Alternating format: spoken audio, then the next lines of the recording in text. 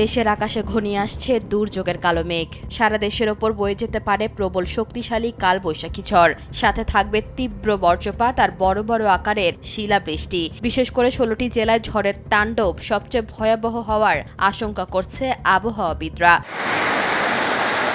কানাডার সাসকাচুয়ান বিশ্ববিদ্যালয়ের আবহাওয়া ও জলবায়ু বিষয়ক গবেষক মোস্তফা কামাল পলাশ ফেসবুকে ঝড়ের এই আগাম বার্তা দেন। তিনি আরও বলেন, শুক্রবার রাত ৮টার পর থেকে আগামীকাল শনিবার দুপুর ১২টার মধ্যে এই দুর্যোগ আঘাত হানতে পারে। তবে রংপুর, ময়মনসিংহ ও সিলেট বিভাগের ১৬টি জেলায় ঝড়ের তীব্রতা ও শিলাবৃষ্টির তাণ্ডব সবচেয়ে বেশি হতে পারে।